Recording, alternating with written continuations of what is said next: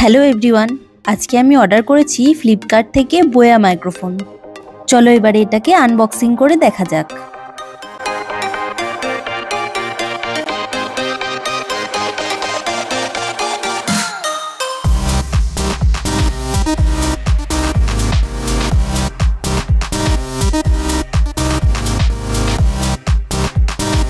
এটার নাম হলো Boya BY-V10 2.4 GHz wireless microphone system, আর এটার দাম আমার পড়েছে 2000 টাকা। এটা মেনলি আমি ইউটিউব চ্যানেলে ব্লগিং পারপাস ইউজ করার জন্যই কিনেছি।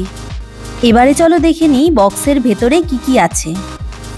এর ভেতরে রয়েছে একটা ট্রান্সমিটার, একটা রিসিভার, বোয়া ব্যান্ডিং করা একটা পাউচ এবং চার্জ দেওয়ার জন্য USB কেবল। আর এই পাউচটা কিন্তু আমার বেশ ভালো লেগেছে, ইউজ করার সময় এটা খুবই কাজে লাগবে।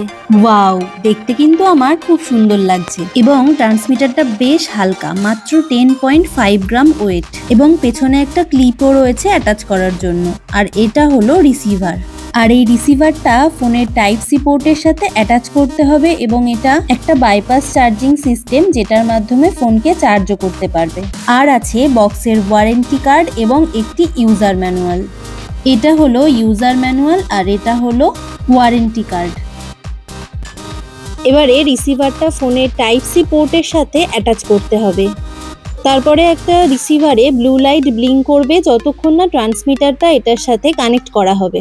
এবারে ট্রান্সমিটারটাতে টোটাল দুটো বাটন থাকছে, একটা অন অফ বাটন, একটা noise reduction button. On off বাটনটাকে 2 সেকেন্ড প্রেস করে রাখলে অন অফ হবে। নয়েজ রিডাকশন বাটনটাকে সিঙ্গেল প্রেস করলে নয়েজ রিডাকশন অ্যাক্টিভেট হবে। ব্লু লাইটটা গ্রিন লাইট হলে বুঝতে হবে যে নয়েজ রিডাকশন অ্যাক্টিভেট হয়েছে। আবারও সিঙ্গেল প্রেস করলে গ্রিন লাইটটা ব্লু হয়ে যাবে। অফ করার জন্য অন অফ বাটনটা 2 সেকেন্ড প্রেস করলাম। এটা type A to type C USB cable, যেটা বক্সেই দেওয়া ছিল। এটার লেন্থ খুব একটা বড় নয়। এটাকে বাড়িতে ইউজ করা যে কোনো ফোনের চার্জারের অ্যাডাপ্টারের সাথে অ্যাটাচ করে চার্জ দিতে হবে। রিসিভারটাতে চার্জ দেওয়ার দরকার পড়ে না, অনলি ট্রান্সমিটারটাতেই চার্জ দেওয়ার দরকার পড়ে। চার্জে দিলে এটাতে রেড লাইট দেখা যাবে।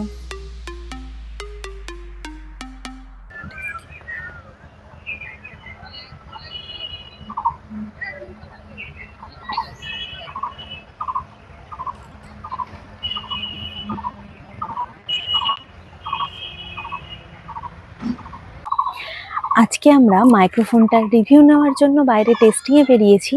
প্যাকেটের গায়ে লেখা ছিল মোটামুটি 100 মিটার ডিস্টেন্স থেকে ভয়েস রেকর্ডিং ভালোভাবে করতে পারবে, তবে আমরা মোটামুটি 30 থেকে 40 মিটার ডিস্টেন্স থেকে রেকর্ডিংটা শুরু করেছি, কারণ সাধারণত 100 মিটার ডিস্টেন্স থেকে ভিডিও করার প্রয়োজন পড়ে না।